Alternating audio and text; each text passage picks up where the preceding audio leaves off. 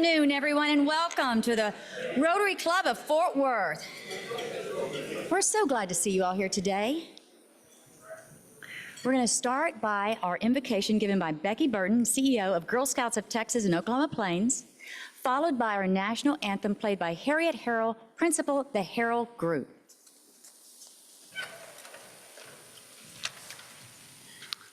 Let us pray. Gracious God, you have given most of humankind a strong desire to do good, to be honest, to serve others, and to faithfully fulfill the obligations to their neighbors. Help us as Rotarians and humans to do good. Help us as Rotarians and humans to be honest and ethical in all our dealings. Help us as Rotarians and humans to serve others. And help us as Rotarians and humans to faithfully fulfill our obligations as neighbors to our community, our nation, and our world. Amen.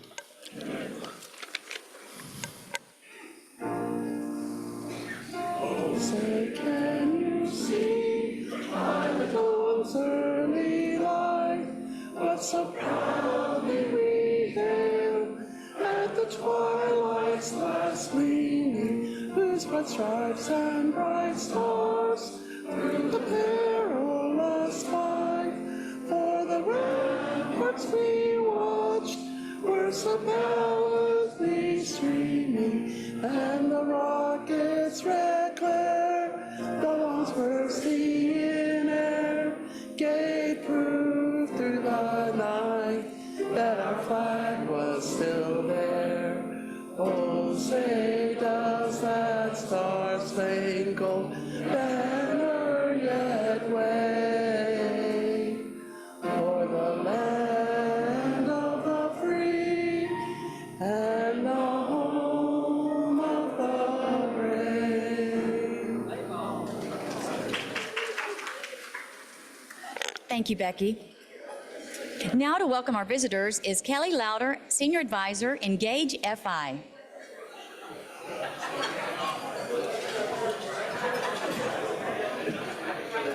Take a second. Let it calm. Yeah. 2 seconds.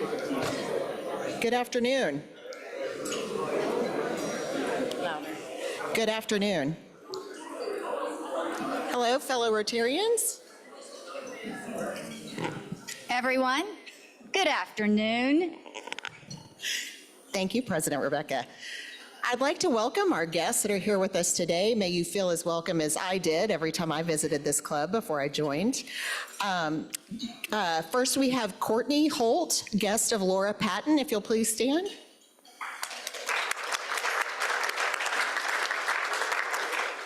Joaquin Castillo, guest of Rachel Capua.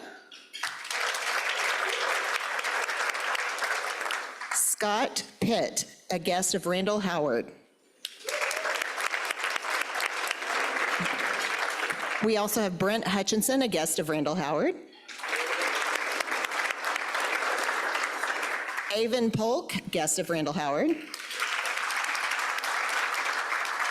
And Becca Hill, guest of Randall Howard. We also have Kevin Chikotsky, a guest of Ed Macklin. And we have Daniel Seavrud, a guest of Brendan Harrington. Sophie Parker, guest of Corey Harris. And finally, Garrett Hadley, a guest of past President Kirk Driver.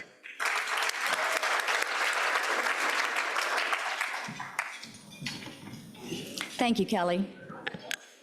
Now we'd like to thank our wonderful program sponsor, R.D. Howard Construction. R.D. Howard Construction is a full-service construction firm celebrating 78 years in business. Its services include concrete work, asphalt parking lots, and other construction outside the footprint of a building.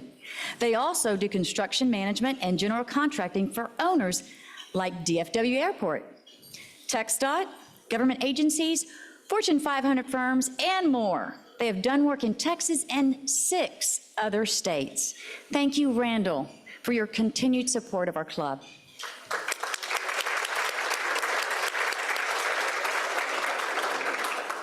Now it is time for the four-way test, everyone.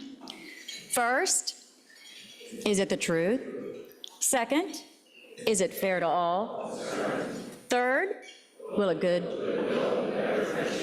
And fourth, beneficial. Now, here is Kathy Neese-Brown, Chief Strategy Officer and VP Mission Support of the James L. West Center, for a little fun. Thank you, Kathy.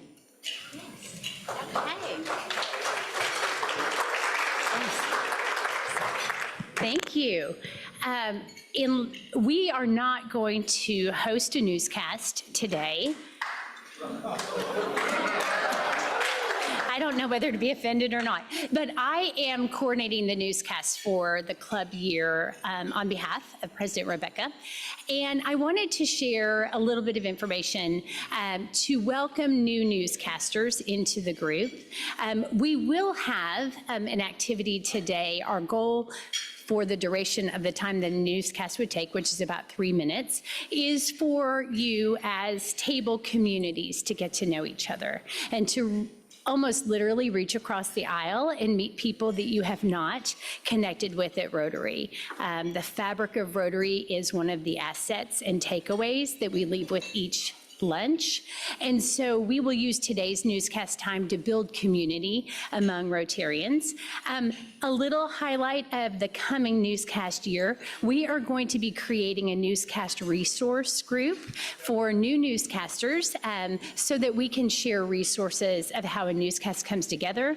We will share readers for newscasts so that you can get some feedback on your newscast before you do it.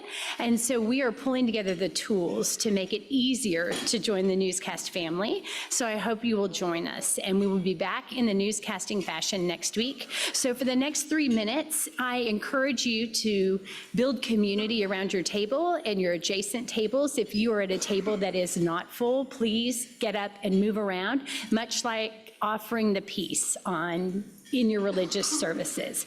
And so go forth and prosper and come away with a new connection.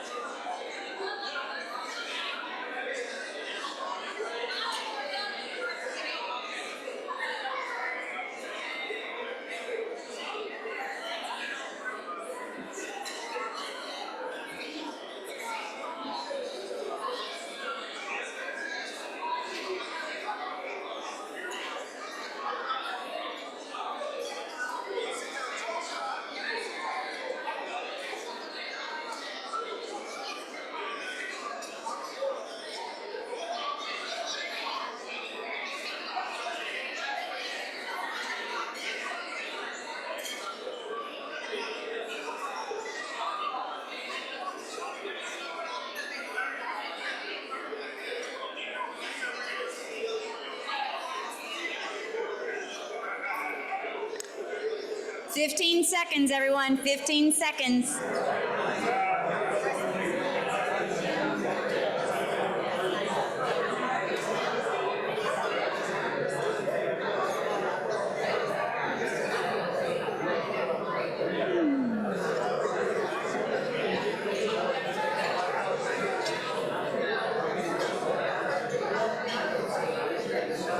Thank you all.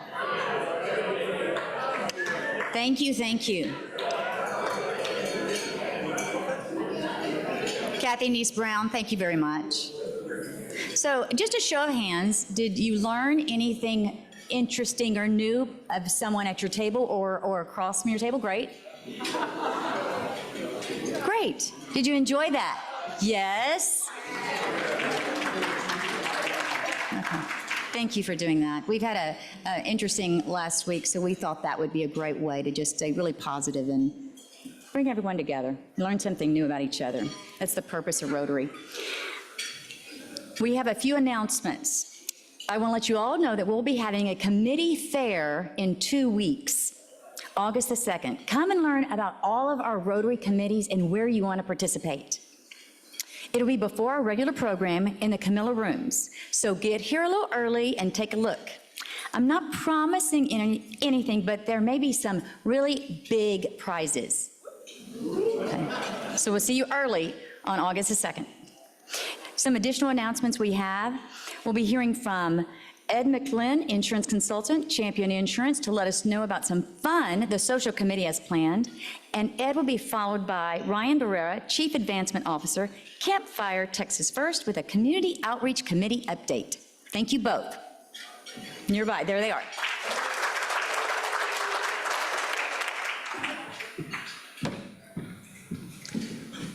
Thanks, President Rebecca. Hello, fellow Rotarians and guests. Who is ready for the first social event of the Rotary year? Who wants to come to a luau led by our own Ryan Jodish? A cattle drive down Main Street led by Chip Schweiger and his horse Whiskey. Participate in a Rotary past president dunking booth. Well, we had all that planned out until someone asked, Ed, what about your city permits? I was astonished. Were cattle herds held up by their drovers at the city limits while they waited for the permits to come through back in 1902? Bob Mitchell, do you remember that?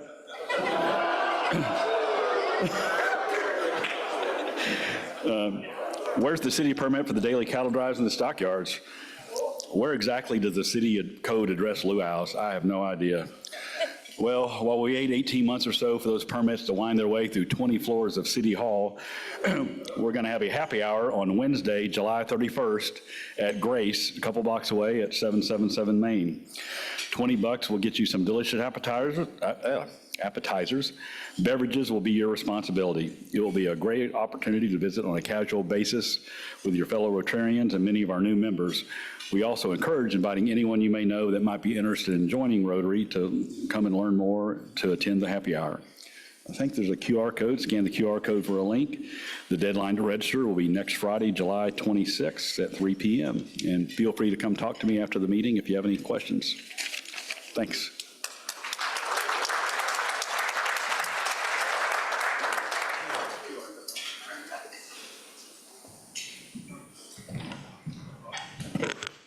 Good afternoon. My name is Ryan Barrera.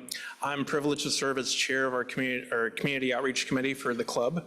And we just recently had a meeting. So after a brief pause in our activities, recently we were able to meet this week and brainstormed several opportunities for the rest of this calendar year. And so what I'm going to do is make a plug for that and an appeal for new members to come out and see what we're doing and see if you want to get involved. So the plug is our launch is going to be Saturday, September 21st. It's going to be in conjunction with our social committee, with Ed's committee. So on that front, we're going to look to do more collaborative efforts, engagement efforts with other committees within the club. And so that's exciting for us, but the event will be the Trinity River Trash Bash. So we'll do that, and we're looking for a big group to come out. We were recently able to secure an official spot, an Adopt a Trail spot on the Trinity River, which we're excited about. So you'll see our Rotary logo prominently displayed right along the river, right behind Trinity TCC campus downtown. So we're excited for that, great spot. And so you'll hear more about that in the rotograph and up here over the next month or so. But save the date, Saturday, September 21st, that morning, to come out and join us. And if you are interested in potentially serving, finding a home on a committee, we'd love to have you. Please talk to me or would our members that are here on the Community Outreach Committee please stand up real quick? So we have several here. Thank you. Please talk to any of them. They can help you as well. Russell, happy early birthday. That's all I've got. Thank you, Ryan. Thank you, Ed. Now let's bring up Secretary Christina Judge, Executive Director, Mental Health Connection, for 2 second readings and a vote.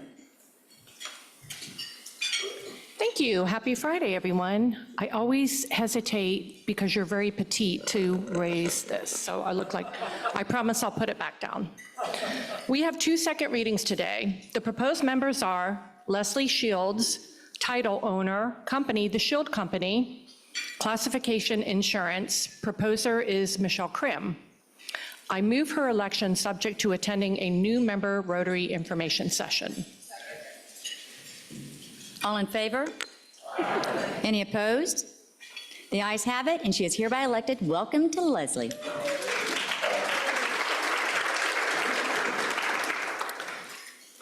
Our second reading is Ryan T. Terry, title Principal and CEO, company RT Terry and Company LLC. Classification oil and gas. Proposer is Karen Vermeer Fox.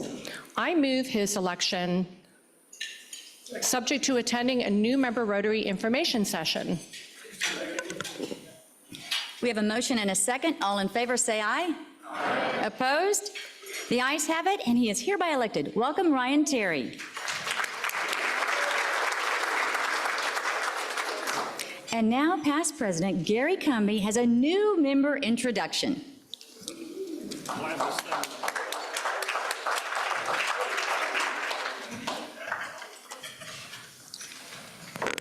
Thank you, Madam President.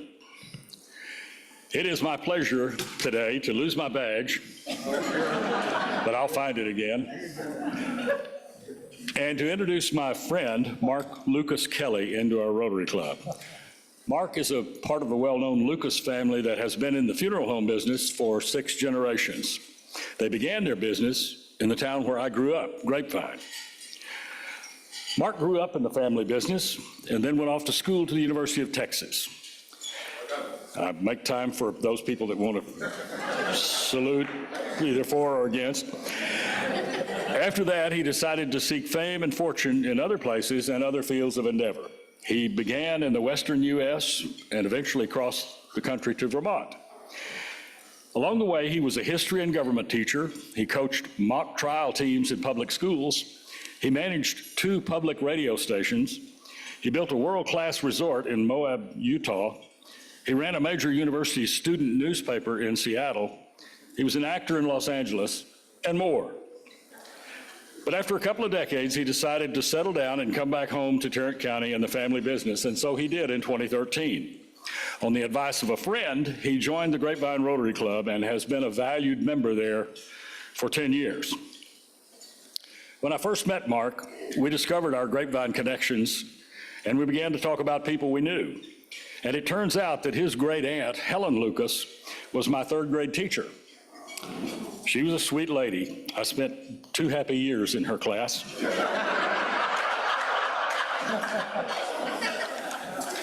Mark's travels and experiences have equipped him with a lot of interesting stories, and he is a talented storyteller.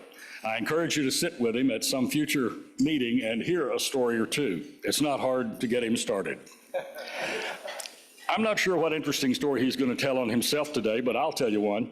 It seems that while the circus was passing through Grapevine, their elephant died, and they hired Lucas Funeral Home to do a graveside funeral and burial.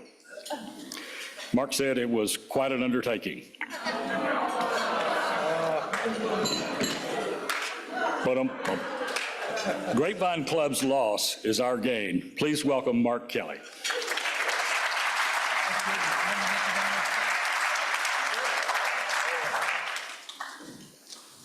Thank you, I think. Thank you, Gary.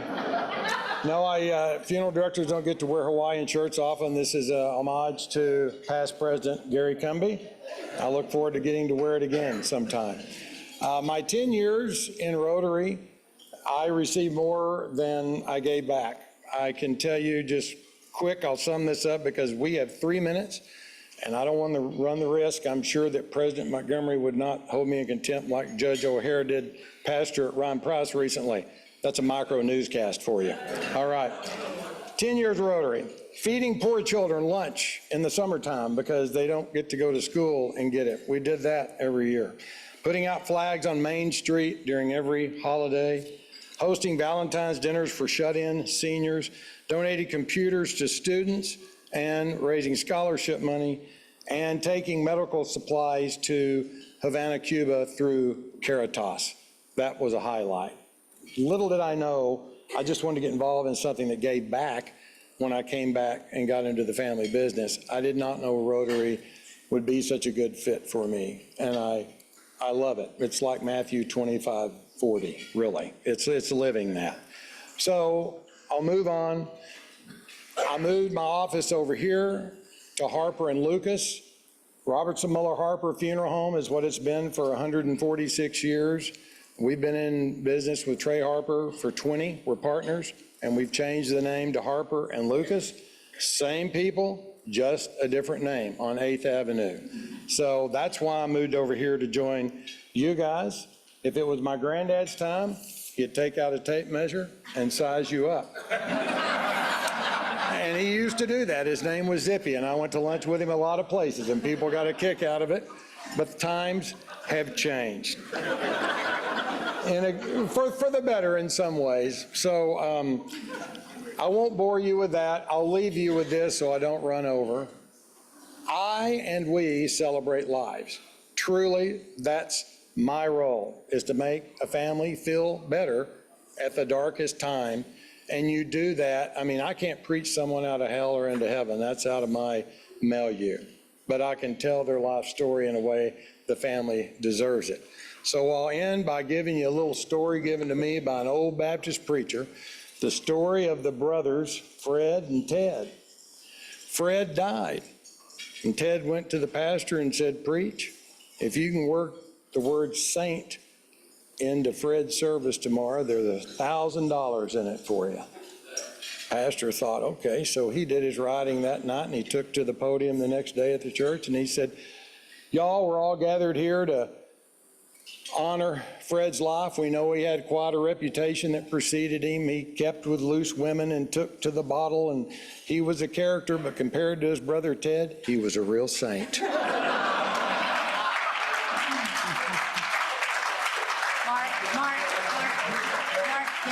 Mark, Gary.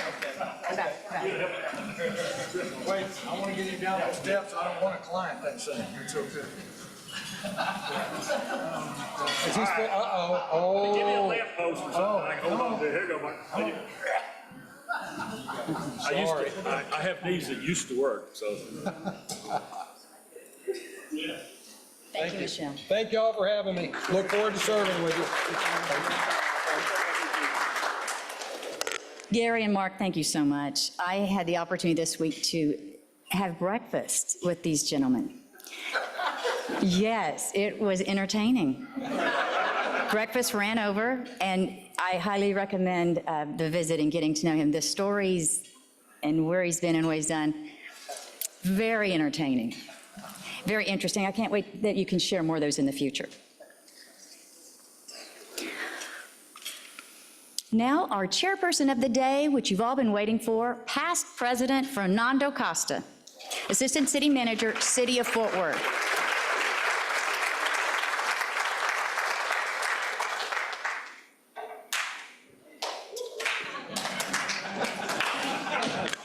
Thank you, folks. Thank you, President Rebecca. We shape our buildings. Thereafter, they shape us. Winston Churchill, in 1943, was proposing to rebuild the House of Commons after World War II. But that famous quote applies equally, I think, to our renovation of the former Pier 1 building as our new City Hall. Because you see, when the city acquired that building several years ago, we saw it as an opportunity not just to improve efficiency and productivity in city government, but more broadly to transform city government itself. And to help us achieve that ambitious goal, we hired the Houston-based firm Athenian Group, which has been successful across the country with businesses and institutions in using large-scale capital projects to transform organizations. Our speaker today is Tanya Farley, Vice President for Client Relations with Athenian Group. Tanya has an interesting life story. He grew up in Arvada, not Arvada, Arvada, Colorado, outside of Denver, where he was an all-state high school football player.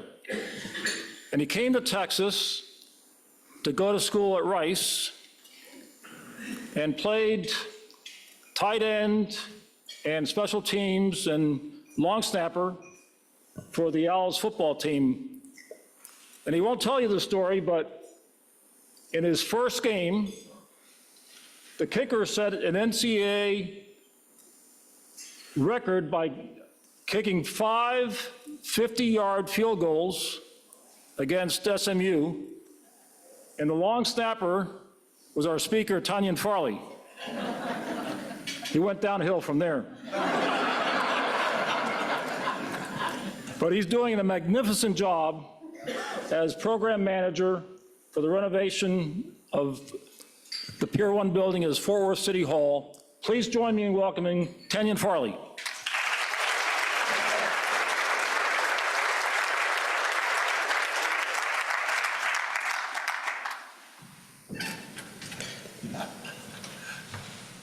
Okay, ladies and gentlemen, thank you for having me today. I greatly appreciate it.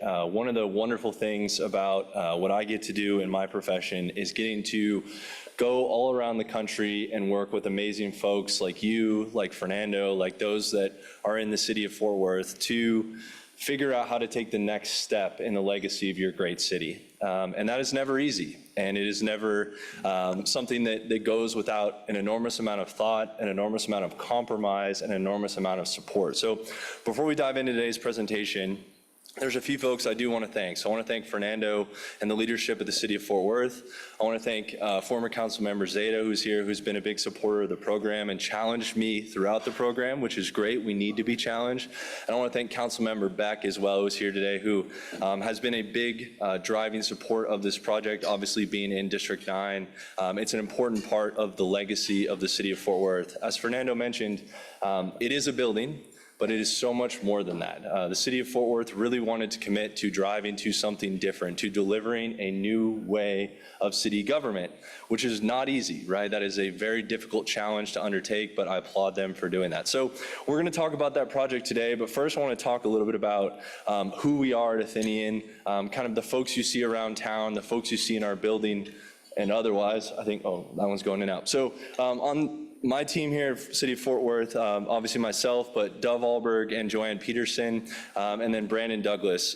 Dove and Joe are my second mothers, I would say, in my professional career and in my life. They are lifetime municipal servants. Dove was a municipal executive for City of Seattle for 35 years. She doesn't look it. I tell her all the time she started working when she was 8 years old, but so she was there for 35 years. And Joanne came from LA Metro. So I've met them along the way, had the pleasure of doing projects with them, and then when they were ready to retire, I invited them to come join our team in Athenian. So you have truly the best of the best working on this project from around the country, which is amazing. A little bit about Athenian. So we are from Houston, as Fernando mentioned. We started as a management consulting firm that was industry agnostic, which in Houston means we worked in oil and gas. And so, and I'm a firm believer that the reward for good work is more work. And so we started in mergers and acquisitions in Houston, worked for a couple of big oil and gas companies, did enough of those that along the way they asked, hey, can you figure out how to bring our new facilities together? Can you figure out how to change the way we work? And one thing led to another. We went out and were lucky enough to have the opportunity to do some amazing projects in Los Angeles. And over the last 10 years, have had the opportunity to do a number of city halls around the country. So, as Fernando mentioned, we've got the opportunity to do these kind of projects around the country. I wish I could tell you that this is some cookie cutter program that you can plug and play. The answer is that is definitely not the case, but it does help us know where the icebergs are along the way. So our job is to kind of help support y'all in your journey. So working with City of Oakland, Houston Airport System, Los Angeles County, now with City of Fort Worth, and then with City of Seattle and LA Metro, the things we've learned along the way, especially over the last 10 years, is that everybody works differently and every city is at a different stage in their growth. When I joined this project in May of 2021, the City of Fort Worth was not yet the 12th largest city in the country, and we talked about some of the changes that were coming as Fort Worth embarked on that journey to become one of the largest cities in the country. And with that comes many, many changes that we've seen kind of day in and day out, whether it's some of the transit options or some of the things that happen in downtown. And City Hall is where that all starts, right? So it's important that what this building is, what this building does, reflects where the city wants to go. So how did we make this project come to life? It's not just a construction project. It's not just a move project. It truly is a transformative project for the community. And so to be able to build a facility to change the way of work, you first have to understand what the community wants. And so some of you may remember in 2021 and early parts of 2022, we did a lot of outreach into the community. We met with Downtown Fort Worth, Inc. We hosted open houses. We did surveys. We had subcommittees on different functions about how the city operated, purely to find out, what do you like about how the city operates? What do you wish it did differently? And where can we find ways to better work together?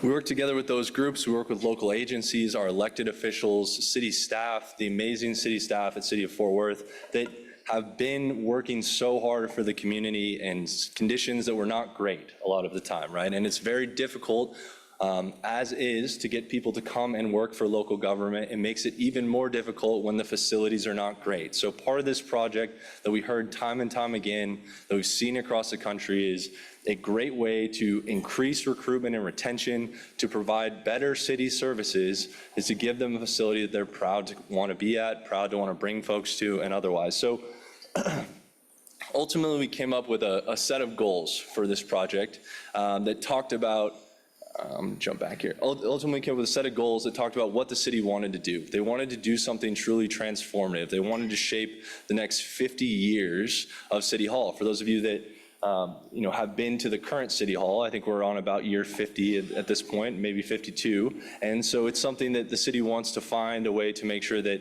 it can be a place that groups like this want to do business, want to have meetings at, want to support the city for the next 50 years, which means planning for flexibility, means planning for change, and most importantly, planning for the unknown, right? Which is very difficult, especially in our world today that has an incredible pace of change, an unmatched pace of change.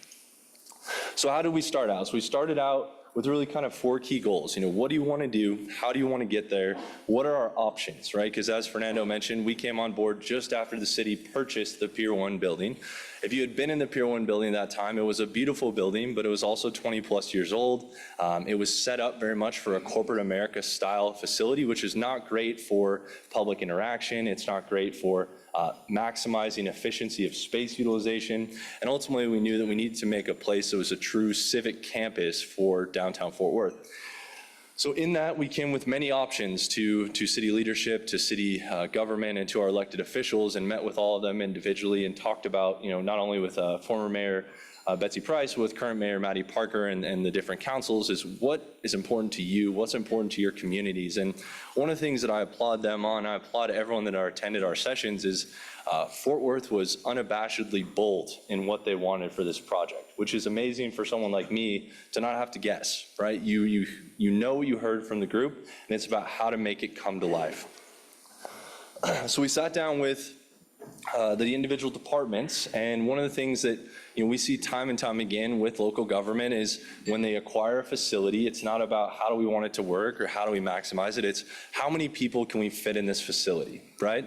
At the end of the day, you want to be efficient, you want to make the taxpayer dollar stretch, and that all makes sense. But one of the things that we focus on with our program is how do we look at the operational base function of each department and understand how to best bring that together for those components. For example, development services. I think I heard already 3 jokes about the permitting life cycle in the city of Fort Worth, which is very common. We see that in a lot of municipalities, and a lot of that is the groups that it takes to make your permit come to life sit in 5 different facilities, have never met each other, and don't really understand the whole permitting life cycle. On top of that, those departments have the highest turnover rates of any department in any city that we come across. So why is that the case? It's stressful, they're in bad conditions, and they don't have the tools and the co-location that's needed. So we sat down in these functional workshops and came up with a concept that we had rolled out in other cities called a one-stop shop, or a customer service center, where all of the functions that it takes to get a building permit in the city of Fort Worth will be co-located on one floor. And we'll talk more about that later, but each of these workshops with each of these departments was designed to figure out what departments do you work with most, how do we get you close to them, and how do we support you with the right meetings, tools, and otherwise. Now, how did we come out of this first phase, right? So we sat down and tried to figure out, well, what do we want to do here? So we came up with options, right? There were 15 city buildings that were being evaluated as a part of this project to move people from. So what does that mean? That means there are buildings that will go back on the tax roll. There will be buildings that can be used for other functions. There will be buildings that can be used for great developments that many of you in this room will make happen and will forever change the community. So that's an important part of the puzzle. The next piece is, from a business case perspective, this is a municipality. And so what does that mean? You want to be good stewards of taxpayer dollars. So we looked at how can we make this project as economically efficient as possible, but still be transformative. So we looked for the offsets that would help the city in that capacity. We looked at buildings that could be divested of. The city had a number of deferred maintenance opportunities from buildings that were very expensive that are now being either transformed or otherwise that helped reduce that price. We looked at opportunities to leverage funding sources and support organizations going forward. And ultimately, we looked at how do we make an efficient building that is going to cost the city less to maintain over time than current city hall. So those are all things we looked at. And then we looked at how do we drive this project forward. It's one thing to talk about it. It's another thing to make it happen, right? And I think that goes 2 ways. That's from our team to kind of drive the plan and deliver, but it's also on the city leadership to stay committed to the vision. It is very easy to bow out at any point in time, right? You may come across, I think the exact quote from the Fort Worth report was a small blue line costs the city 18 months, right? So, yeah, so these are the things that come across on these projects, and there's always something. I can honestly say I've never had that situation with the 408 and the Corps of Engineers, but I'm better for it now. I still don't think I'll get my civil engineering degree, but anyway, so there's things like that it's easy to throw stones or to not support a project. But one of the things that's been amazing is the community has really leaned in. I've heard from so many of you. I've heard from folks from neighborhood groups. I've heard from folks from community organizations that are so excited about this project because one of the things that really drives me personally is there are people that have never wanted or felt welcome in government facilities that are now going to come and interact with the city of Fort Worth, and you're going to be better for it because of that. So kudos to the team for sticking through that. So let's talk a little about what these goals were, right? So inclusive and engaging public space was something we heard time and time again. That came from our workshops, that came from city staff, that came from our neighborhood organizations. This was a Class A facility. We need to keep it a Class A facility, right? And so I think the exact words that David Cook used with me are don't governmentize it, right? So it's kind of an interesting juxtaposition because you are building it for a municipality, but it's something that has to exude that kind of energy and support those components. When I first came on the project, one of the things that I helped the city with was there were a number of organizations that economic development was working with that were thinking about coming to City of Fort Worth. Imagine being a technology firm or an electric vehicle firm or otherwise, things that may have been a little foreign to the City of Fort Worth in the past. Well, now going into this big facility that has wonderful technology, that has great views, all of a sudden you're attracting some really top-tier organizations, and I think you've seen that over the last couple of years, and you'll continue to see that. Efficient, equitable, and flexible workspaces. A lot of what drives people's frustration with their workspaces today, think about where you work and the things you do, is comparison, right? Comparison to your peers, comparison to folks in other organizations, comparison to folks within your division, your department, et cetera. Making workspaces that are efficient for people but are the same across, no matter what level, across department is important because that helps to drive workplace happiness. And if you look at most things, most surveys that are out there today about what drives a happy workplace, obviously what you're paid is number one, but number two is usually the environment in which you're working. And so something that was really important. Transformational delivery of city services. Bringing development services, bringing those functions together was obviously paramount, right? That was number one, was to be able to make a better experience for that. But number two is the council meetings. We know today that the council chamber at current City Hall is not the most welcoming or inviting place. I give speeches and work all around the country, and sometimes when I'm in that council chamber, it does at times feel like you're in a Roman Colosseum, right, with everybody looking down on you. So the new chamber will have natural light. The new chamber will be a place for boards and commissions that haven't been able to meet in City Hall because there wasn't space or capacity. It's going to truly transform how the city interacts with the community, and that's exciting.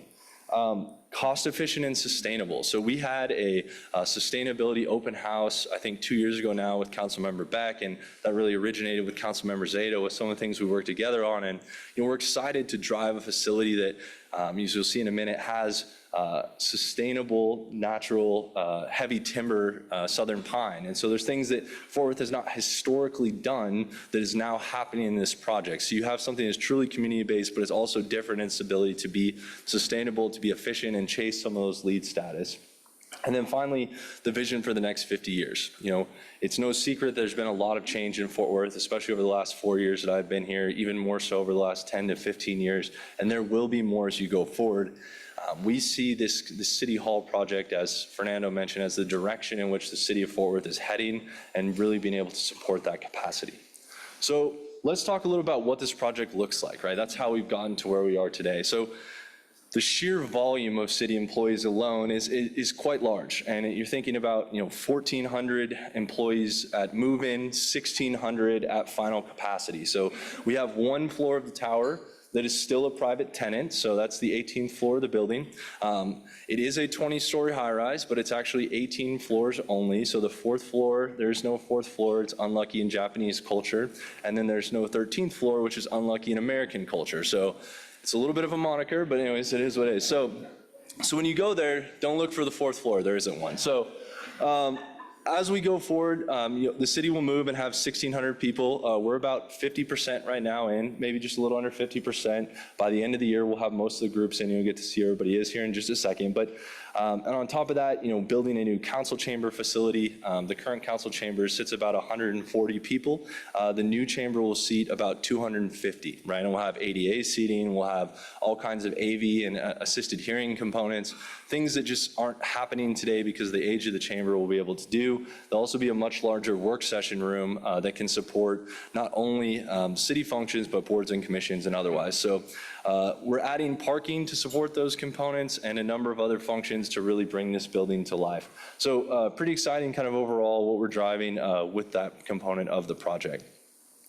So this is a rendering of our council chamber facility. So some of you may remember that when we did early workshops with the public, we hosted virtual meetings, in-person meetings to understand, what does the city of Fort Worth want the new council chamber facility to look like?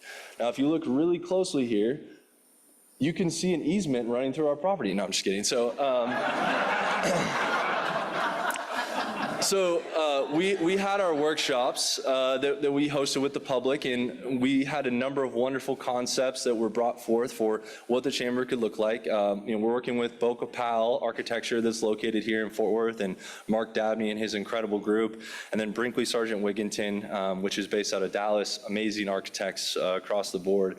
And we brought forth really 3 concepts, and that was based out of a lot of the sessions that we heard from you. But one of the things we heard time and time again from folks in Fort Worth was they want City Hall to feel like their front porch.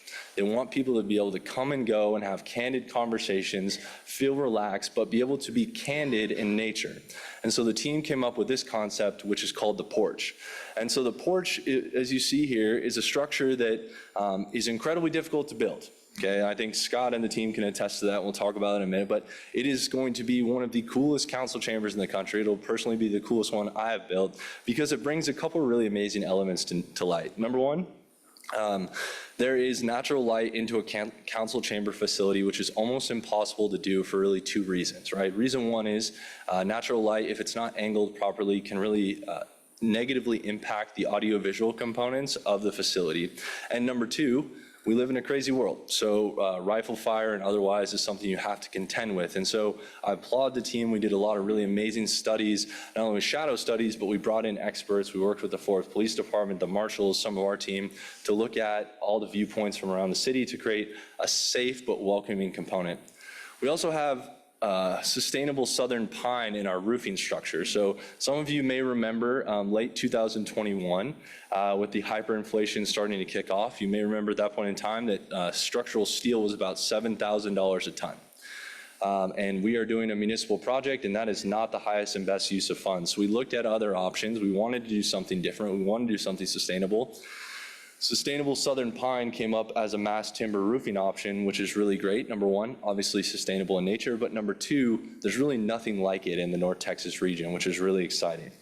And then the last part of this is, it is North Texas, it is Fort Worth. We are in July right now. It is very hot, it rains quite a bit, and creating a porch structure where people can be outside of the chamber and be together in a shaded capacity was something that was really, really important to us. So it's always interesting, you see the renderings and you say, hey, is it actually gonna look like that, right? Is it actually gonna look like that? So let's see if I can get this to play. I'm breaking my one rule here by having a video on my presentation.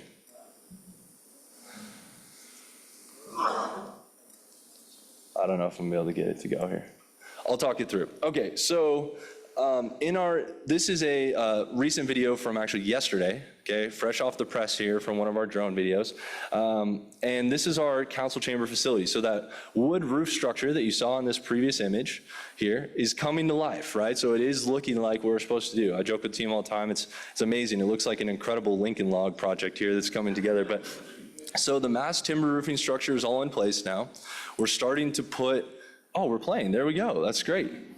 Hey, would you look at that, it's a good day. So it's coming together here as we speak. We're starting to put kind of the next level of the roofing structure on here shortly.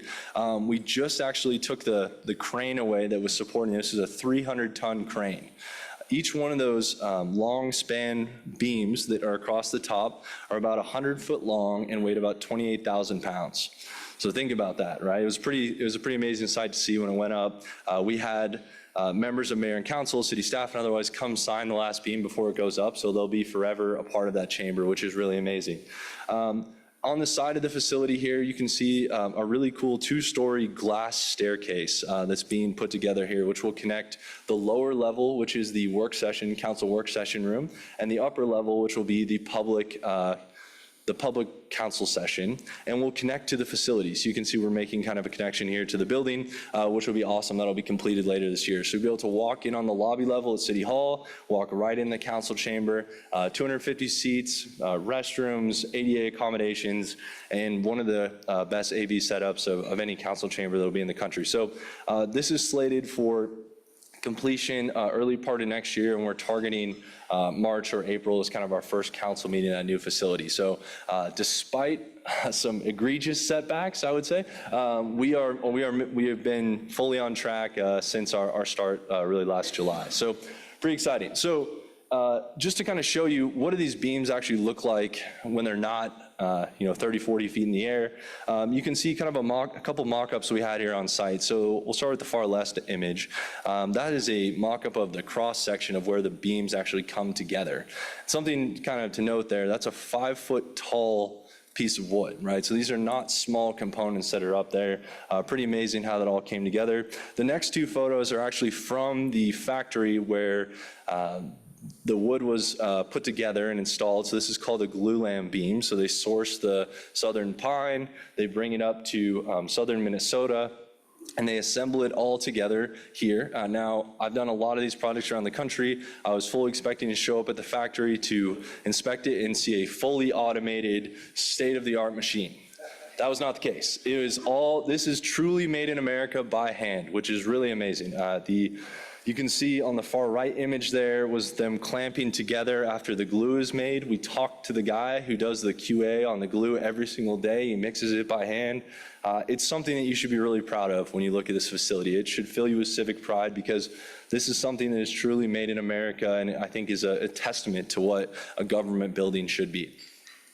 So in the tower itself, so those of you that had been in Pier 1 before, beautiful building, lots of really cool features. Like I said, not really set up for a municipal operation. And so we had to kind of make some changes to support bringing in the quantity of people we wanted to put in the building, but also the functional components that we wanted to put in the building. So a number of departments are coming into this facility. I think we're moving parts of 22 departments into the building. You can see kind of the stacking plan here on the far right, but starting with Mayor and Council moved in earlier in January this year. The rest of the building kind of cascades in through the end of the year. So the 5th floor customer center is going to be that one-stop shop experience that has development services and fire and parks and rec and neighborhood services and water and all the pieces that bring together a permanent experience. And it'll be a really great setup for the group. The other thing that we heard from city employees, if you've been to the lower level at City Hall, what's the one thing that's missing? There's no windows, right? There's no windows for folks down there. And so, well, there's probably a lot of things missing, but no windows. And so we heard from city staff that they really wanted to have natural daylight. Number one, that's great for your energy efficiency. You can use different lighting systems. It's a great setup for the city. But number two, it's one of the main keys for workplace happiness. So you can see here on the left some images of city staff that have moved in already in the building. In the top kind of sections there, you can see some of the lobby spaces. And then on the right image in the top right is our work cafe. So every floor has a work cafe, which is a break room that has set up for meeting spaces, informal components, has coffee, all those things that city staff haven't had before, right? So something where folks can truly come together and collaborate in an informal capacity. And then really created some amazing meeting rooms. In the bottom right there, you can see the mayor and council boardroom on the 20th floor that has an incredible view of downtown. If you are someone that are trying to do business with the city of Fort Worth and you come to that building, you know that they mean business, that they want to support this, they want to make it work for you because of what they've invested time and energy-wise into a facility like this. So, a lot of work still to be done, but making great progress across the board. It's about a 410,000 square foot facility, so a lot of renovation taking place to get to that point. And then obviously the move coordination is not an easy component. As Fernando mentioned, building the facility is one thing, getting folks in and operationalized is another component. And so we spend a lot of time with departments and functions talking about the new way of work, how they can prepare for that, and ultimately helping to get them in the new facility. So I talked a little about the customer center. I want to show you kind of what that looks like. So the one-stop shop experience is meant to be, you come in, you can get everything you need done on one floor. You can have easy circulation, you can get the departments you want, and that includes not only ergonomic and floor setup, but also includes the AV and technology on the floor, digital signage, and helping you kind of get through the components. So, obviously an amazing experience. You can see the new customer service windows in the top right image. Today, if you go and you need to get a permit, you can't actually see what the person on the other side is looking at, right? If they're pulling up a monitor that has your plan, very difficult to be as efficient as possible at the job. All these workstations will have dual monitors set up for your permit text, but will also have a view for you on the other side. So as you're talking through that component, it can be truly collaborative. So really excited about that. This is going to be like I said, the third one of these that we've done around the country, and it's a really great experience and allows the city to really grow forth. If you've ever used the X-Team room at current City Hall, what we're bringing to this facility is going to blow it out of the water as far as what you're able to do. So touchscreen interactive plans, all the things that make your time and your effort with the city as efficient as possible. We are also adding a garage expansion. So one of the things that's important, especially in North Texas, we did a survey at the beginning of the project and about how people get to and from work, and 93% of city employees said they drive their single occupancy vehicle every day, right? There isn't a commonplace use of a public transit yet in Fort Worth, and so we had to expand the current garage, but it's important for the aesthetic of that location that you don't build a massive concrete structure right along the Trinity River, right? It's a beautiful place. A lot of people spend their time there. We're gonna have this amazing council facility. And so we decided to go vertical with the existing parking garage. Our team at Lindbeck and our partners at RD Howard, who are here today, have done an absolutely incredible job, not only building the council chamber facility in the tower, but really navigating some difficult components like expanding a parking garage and otherwise. So I want to give them a hand real quick for the work they've been doing. So when this is all complete, the parking garage will have additional level. We'll have some new elevators. We'll have screening on the parking garage. That's for wind protection for the garage, but also for rifle protection into the chambers. Like I said, we live in a crazy world, and we have to make sure we're protecting against all elements. So it'll be an amazing garage, aesthetically pretty pleasing here, and won't be a concrete structure right on the river. So excited about that. One of the things we're also excited to bring to this program is a partnership with Trinity Metro to bring a bike share program to the site. So if you come there, use your Trinity Metro card, you're able to bring that and use that as a part of the program, which is exciting. Signage and wayfinding, this is an 11-acre site. We want people to use the green space. We want it to be a place for civic gatherings and otherwise. I've talked to Fernando and team about it. This will be the coolest place in the city to have 4th of July.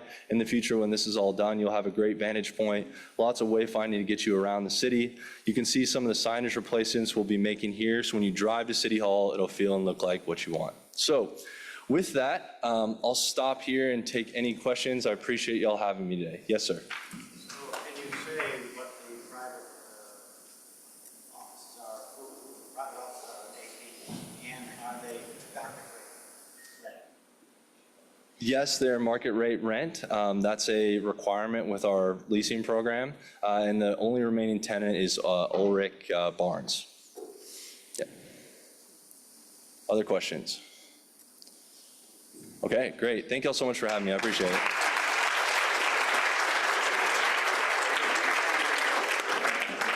Tanya, thank you so much for joining us today and sharing your expertise with us in this project and the process that's taking place. And as you know, this is going to be something we're going to be proud of in our community for many, many years to come. Thank you.